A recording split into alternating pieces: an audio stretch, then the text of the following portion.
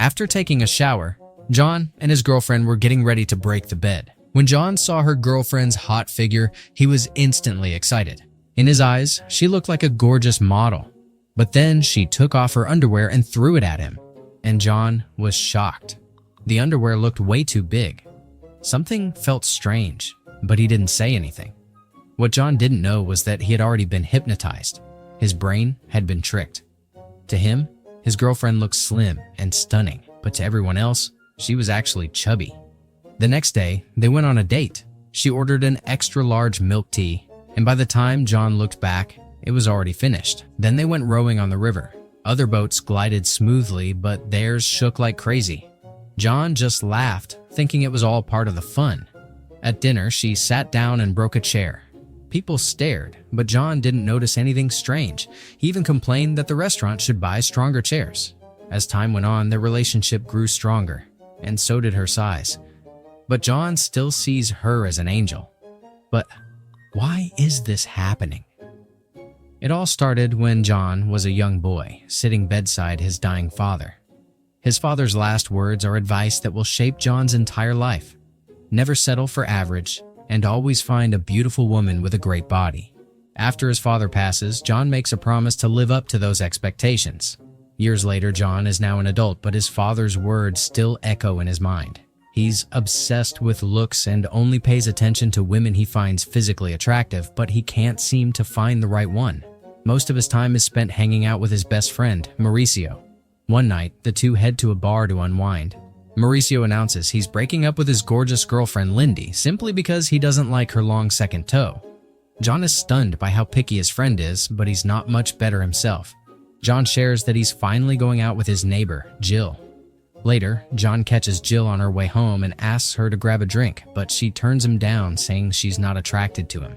John tries to convince her to give him 5 days, hoping his upcoming promotion will change her mind. But Jill refuses and leaves. The next day, John doesn't get the promotion and feels even worse when Jill dumps him. His co-workers, Artie and Jen, try to cheer him up, but John admits he's more upset about Jill than missing out on the job.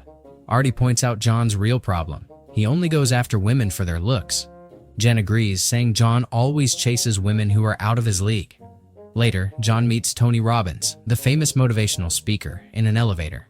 John is starstruck and asks Tony what he's doing in town. But before Tony can answer, the elevator gets stuck. They're trapped for hours, and John opens up about his failed love life and his obsession with finding the perfect woman. Tony gently tells John he's too focused on appearances and asks about his parents. John says his father died when he was 9, but Tony is surprised John doesn't remember more. John admits his mother thinks he was traumatized by the loss. Tony listens, then tells John he's going to help him see people differently. From now on, Tony says, John will only see what's inside a person, their true self, whenever he meets someone new. Tony asks John to close his eyes and imagine looking into a woman's soul on a beach. John relaxes, and soon after, the elevator is fixed and he leaves, not sure if Tony was serious. After work, John shares a cab with a woman named Katrina. He's immediately struck by her beauty and can't stop staring. He tells her she's pretty, and the cab driver is surprised by his reaction. John even thinks Katrina is a model, which makes her laugh. When they reach their stop, John asks Katrina if she'd like to hang out sometime. She's surprised, but gives him her number. That night, John calls Mauricio and tells him about his strange therapy session with Tony Robbins, claiming it already helped him with a woman. At the bar, a guy named Walt joins them. Mauricio clearly doesn't like Walt, who soon leaves with a woman. That's when John notices Bella and asks her to dance. They have fun on the dance floor with Bella's friends. Mauricio, watching from the side, realizes John is dancing with 3 women who are not conventionally attractive. He tries to pull John away, but John doesn't understand why Mauricio is acting so weird. John ignores him and keeps dancing, and when Jill shows up, she's shocked to see John moving on so quickly. The next day, John spots a beautiful woman on the street and follows her into a store, not realizing she's much larger than he is. He approaches her, Rosemary, and tries to make a joke, but she's offended. John quickly apologizes and asks to make it up to her. They end up at a pizza cafe together. John learns Rosemary volunteers at the hospital while waiting to rejoin the Peace Corps. He's impressed when she orders a lot of food, so he orders the same, making her smile. John keeps complimenting Rosemary, but she thinks he's making fun of her. John remains clueless, but when Rosemary's chair breaks, he immediately helps her. After their first date, John asks Rosemary for her number and is surprised to learn she's the daughter of his boss, Steve Shanahan. A few days later, John tells Mauricio about Rosemary and admits he's nervous to see her again. Lindy, Mauricio's ex, shows up and invites him to a Beatles reunion, but Mauricio declines after seeing her toes, which he can't stand. As Lindy leaves, John spots Rosemary arriving and immediately greets her, leaving Mauricio stunned. Sensing the moment, Mauricio leaves to give the privacy. John and Rosemary talk about their interests, and Rosemary takes John to the hospital where she volunteers. Rosemary praises John for being good with the children, saying most people get squeamish in that situation. Later, when they reach John's apartment building, he introduces Rosemary to his neighbor Jill, who quickly leaves after a brief handshake. John invites Rosemary up, but she politely refuses, explaining she's not used to that and recently ended a relationship. She also mentions how Mauricio looked at her, but John tells her to ignore him. Rosemary then asks John to stop calling her pretty and not fat, saying it makes her uncomfortable. John is confused, insisting she's beautiful. But Rosemary gets upset and walks away. The next day, John tells Mauricio how sad he is about Rosemary, saying her self-image is so different from reality.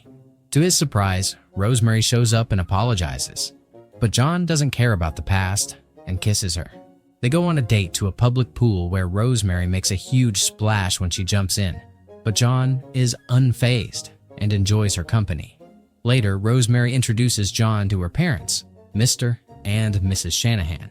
During dinner, John and Mr. Shanahan talk about work, and Mr. Shanahan asks John to make a presentation on Monday. When Rosemary and her mother leave to get coffee, Mr. Shanahan tells John to stop pretending, assuming John is only being nice to Rosemary because of her looks. He even mocks her weight, upsetting John, who realizes Rosemary's insecurities come from her father. John stands up for Rosemary, and Mr. Shanahan is left speechless. Back at John's apartment, he and Rosemary finally sleep together, growing even closer. Jill, confused by seeing Rosemary leave John's place, invites John to dinner, but he refuses. After John's work presentation, everyone applauds, and Mr. Shanahan calls him into his office. Mr. Shanahan admits he's embarrassed by what he said about Rosemary, and tells John his daughter is lucky to have him. John insists he's the lucky one, and Mr. Shanahan says John will now work directly for him. Later, John introduces Rosemary to his co-workers, Artie and Jen, who are shocked he's dating the boss's daughter. Artie is especially surprised when Rosemary takes a big slice of his cake. After she leaves, Artie and Jen express disappointment, thinking John is only dating Rosemary to get ahead at work. John starts working out and Mauricio notices the change, worried that John is now only interested in unattractive girls.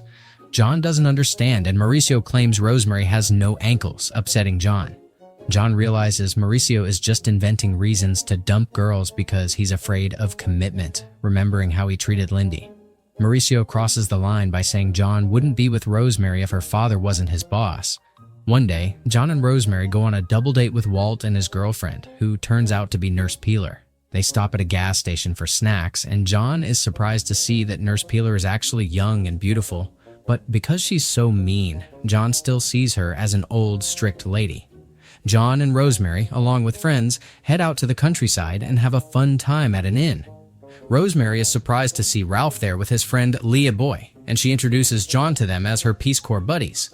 The conversation gets awkward when John tries to tell a joke, but before Ralph leaves, he tells Rosemary she looks happy. After the guys are gone, Rosemary admits to John that Ralph is her ex-boyfriend. Meanwhile, Mauricio attends a Tony Robbins seminar and asks Tony about John, eventually learning that Tony hypnotized his friend. Tony admits he changed John's perception a bit, but Mauricio is only interested in finding a way to turn John back to normal. He also tells Tony that John's job is at risk because of Rosemary, making Tony realize he may have made a mistake. On a date at a restaurant, Rosemary tells John that Ralph wants her to join him on a mission in Carrabas. And John gets upset, feeling insecure about Ralph, but Rosemary reassures him she loves him and doesn't understand why John thinks Ralph is so attractive. Suddenly, their booth breaks and John helps Rosemary before talking to the manager. While waiting, John gets a call from Mauricio, who gives him the trigger phrase, "Shallow John wants a gal." John doesn't understand why Mauricio is telling him this and mentions he's at Macintosh restaurant with Rosemary. When John returns, he's confused to see a different woman in Rosemary's place. He asks the manager who she is, but the manager is puzzled. John prepares to confront the woman, not realizing it's actually Rosemary. But Mauricio shows up and takes him outside. Mauricio explains that Tony hypnotized John and tells him everything. John finally realizes Mauricio is telling the truth when he runs into Katrina and sees her real appearance. At home, John is angry that Mauricio ruined his relationship with Rosemary. Mauricio argues that he only helped John see the real Rosemary, but John is still upset. Mauricio suggests asking Tony to hypnotize John again, but tells him to avoid Rosemary in the meantime, so he won't see her true appearance. Unfortunately, Rosemary shows up at John's door, so John pretends to have conjunctivitis by putting petroleum jelly on his eyes, preventing him from seeing her. Rosemary eventually leaves after making sure he's okay. Days later, Mr. Shanahan asks John about his relationship with Rosemary, saying she's worried because she can't reach him. John claims he's just busy with work and promises to call her. Meanwhile, John and Mauricio struggle to find Tony, so John can't see Rosemary yet. Rosemary calls John, saying things haven't felt the same lately. John reassures her, saying he's just dealing with something and everything will be okay. Still unable to find Tony, John goes on a date with Jill just to get her off his back. Unfortunately, Rosemary and her parents show up at the same restaurant and see John holding Jill's hand, hurt. Rosemary goes to the restroom, missing John turning Jill down. John later bumps into Rosemary but doesn't recognize her and uses the payphone. He calls Rosemary as she leaves, not realizing they just saw each other, so she ends the call. 5 days later, Mr. Shanahan tells John to leave Rosemary alone, saying she accepted a Peace Corps assignment and is back with Ralph. He wants John to respect that. John goes to the hospital to talk to Rosemary but learns from Walt that she left early. He sees Cadence, the little girl, and realizes her skin is burnt, which makes him realize how shallow he's been. Cadence advises him to buy Rosemary a gift to make up. John meets Mauricio, who admits he's afraid of women because of his birth defect, a vestigial tail. John reassures him it's not so bad and asks for a ride to the Peace Corps office where he doesn't recognize Leah Boy. John finally realizes Ralph isn't attractive at all, but congratulates him for getting back with Rosemary. Ralph denies it, saying he's not even invited to Rosemary's going-away party.